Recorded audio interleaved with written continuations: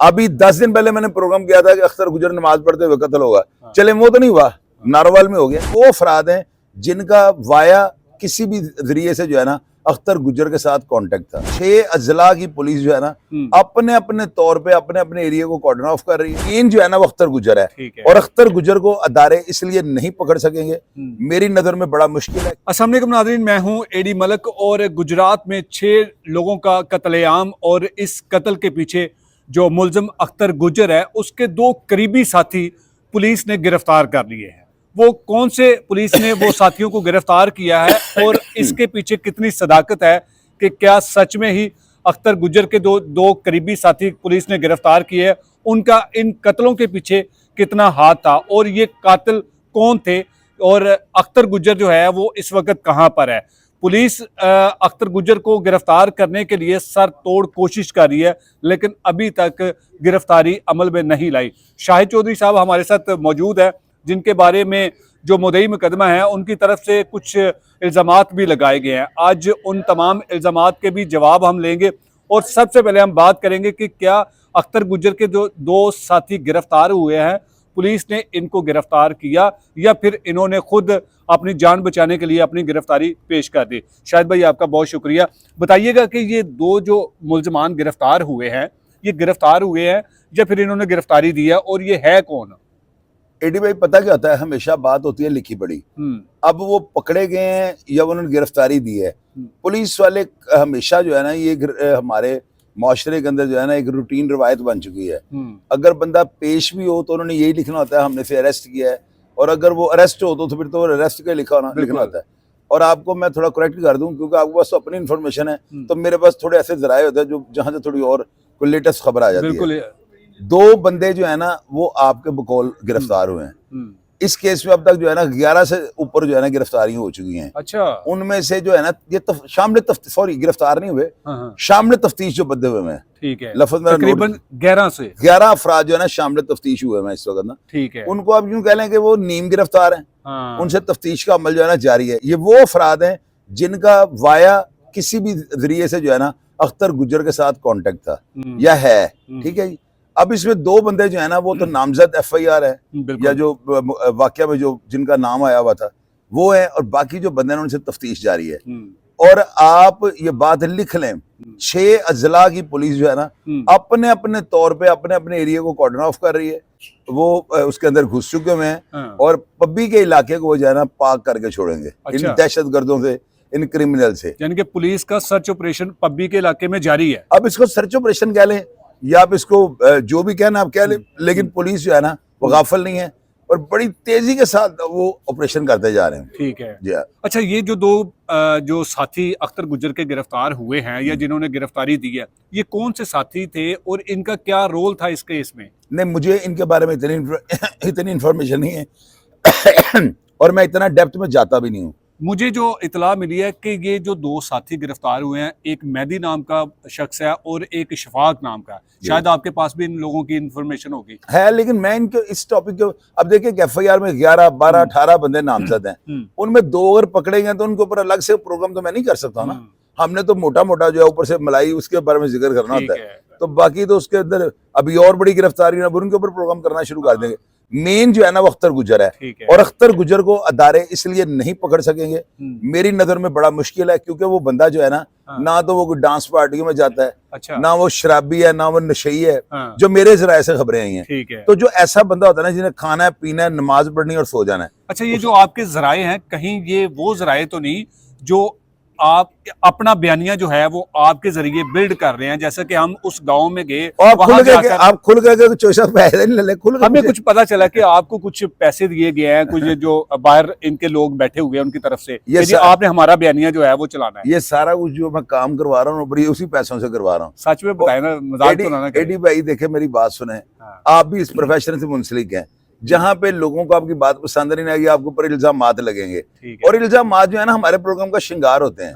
हम अगर इन चीजों को देखना शुरू कर दें, आप देखना शुरू कर दें, आपके कई ऐसे प्रोग्राम मैंने नीचे पढ़ा हुआ है, वो कहते एडी सर 925 ले ले, मैंने पढ़े हैं, बिल्कुल याद है, नीचे कमेंट मैंने आपको मैसेज भेजा एडी साहब होंडा मुबारक हो, तो आपने कहा भाई ये तो लोग लिखते हैं। ये सारा कुछ चलता है, मिला जुला रद्द मोल होना तो वीडियो खूबसूरत होती है। अगर वन साइडेड कमेंट्स हो हम इनको مجھے لوگ گالیاں نیچے لکھتے ہیں نا کئی پروگرام سے نا بالکل کہ یہ ایسے ہے, تو میں ان کو بھی لائک کر دیتا ہوں کہ یار یہ بھی دیکھنے والے تو ہیں نا ہمارے, دیکھنے والے ہیں اور دیکھ کے اپنی رائے دے رہے ہیں. اور تنقید کا حق ہے ہر بندے کے پاس. بالکل. ہاں شرط یہ ہے گالی نہ نکالیں, زو میں نہیں, یعنی ایسے لفظ لکھ دیتے ہیں گالی سے ہی برے ہوتے ہیں, میں مائنڈ نہیں کرتا ہوں. اچھا چوئی صاحب, آپ نے پچھلے میرے انٹرویو میں کہا تھا کہ جو اختر گجر ہے یہ نمازی پرہیزی انسان ہے. ہاں جی, یہ جب بھی مارا جائے گا نماز کے دوران مارا جائے گا یا پھر اس کو زہر دیا جائے گا. لیکن میں جب اس گاؤں میں گیا, وہاں جا کر میں نے جب مدعی مقدمہ راسب سے پوچھا کہ کیا اختر گجر جو ہے وہ نمازی انسان تھا, تو اس نے یہ حلفاً کہا تھا, اگر میرے انٹرویو میں آن ریکارڈ ہے کہ اگر اختر گجر مجھے نماز سنا دے تو میں اپنے 9 بھائیوں کا خون معاف کر دوں گا. آپ کیا سمجھتے ہیں کہ اس نے جو موقف دیا ہے یہ کتنا درست ہو سکتا ہے؟ مجھے دیکھیں موقف دینا ہر بندے کا ابتدائی حق ہے, اس میں اور راسب بھائی سے بحث کروں اچھا نہیں لگتا. انہوں نے اپنی جگہ اپنا موقف دے دیا, ٹھیک ہے. مجھے جو ذرائع سے خبر آئی میں نے وہ شیئر کر دیا. میں پارٹی تو نہیں بننا چاہتا کہ میں ان کے مقابلے میں کہوں جی آپ کہتے ہیں آؤ جو میدان لگا لیں لائیو آ جائیں, یہ نہیں بنتا.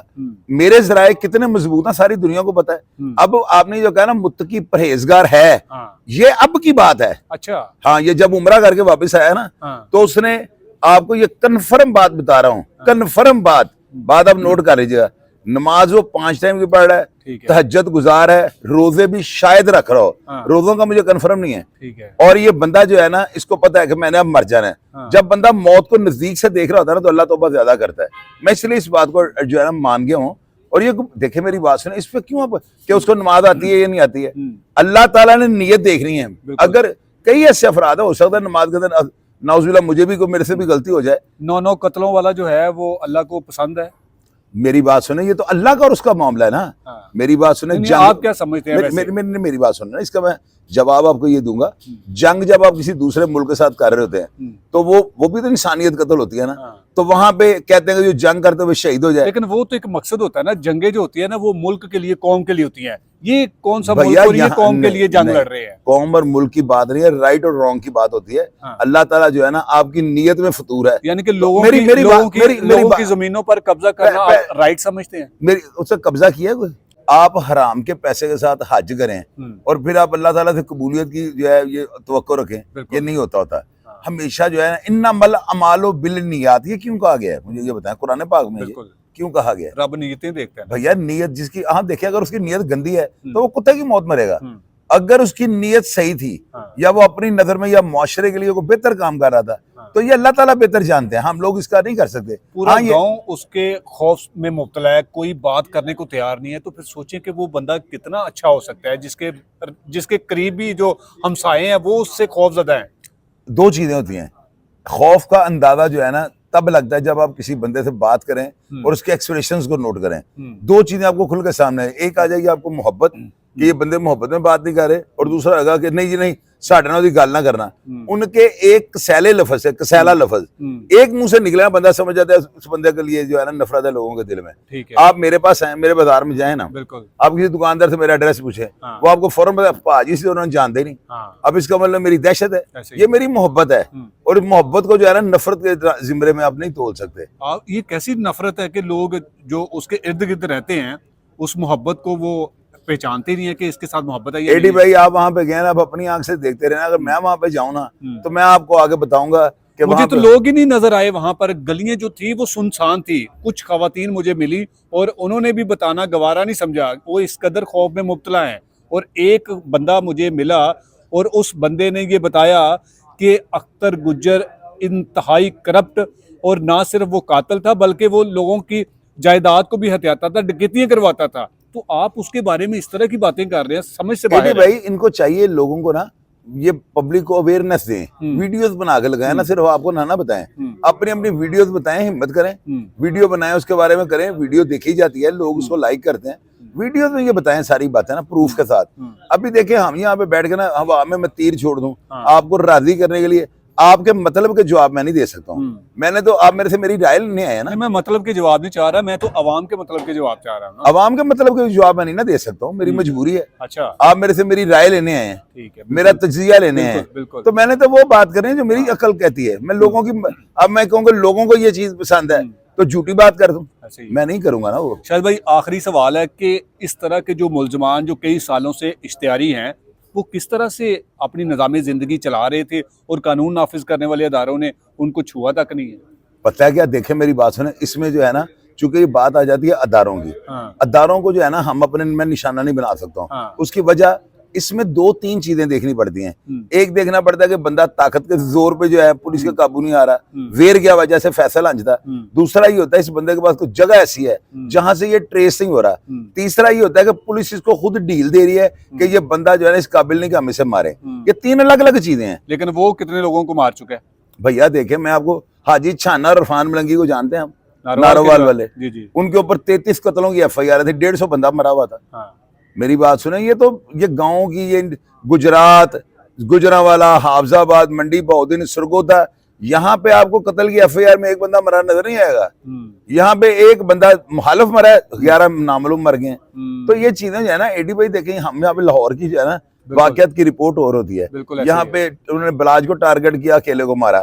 ٹیپو ٹرکاں والے پہ حملہ ہوا, اکیلے کو مارا. یہاں پہ زیادہ تر اکیلے بندے کو ہٹ کیا جاتا ہے. وہاں پہ یہ چیز نہیں ہوتی. وہاں پہ ان کو ہوتا ہے کپا لگا ہوا ہے, یہ چلتی ہیں پھیر دیتے ہیں, اس طرح ہوتا ہے. تو وہاں پہ جو ہے نا اختر گجر جو ہے نا ابھی تک میرے پاس دیکھیں نا, میرا کام ہوتا ہے کہ میں لوگوں کی رائے کو جو ہے نا بالکل اس کے حق میں نہیں چلتا ہوں. میں مساوی رپورٹنگ کرتا ہوں. میں ابھی بھی اس موقف کے اوپر ڈٹا ہوں کہ اختر گجر نماز پڑھتا ہے. اور وہ ابھی دیکھیں یہ حاجی چھانے کا بھائی قتل ہوا ہے, ترابیاں پڑھتا ہوا قتل ہوا ہے, اس کے اپنے گن میں نے مار دیا. ابھی 10 دن پہلے میں نے پروگرام کیا تھا کہ اختر گجر نماز پڑھتے ہوئے قتل ہوگا. چلے وہ تو نہیں ہوا, ناروال میں ہو گیا. اختر گجر کو اگر مارا جائے گا نماز پڑھتے ہوئے مرے گا, یا اس کو زہر دیا جائے گا. میں آج بھی اس موقع پر ڈٹا ہوں. چلیں جی, یہ تو وقت بتائے گا نا کہ اس کی موت کیسے اور کس طرح کی لکھی ہوئی ہے, یہ تو وقت ہی بتائے گا.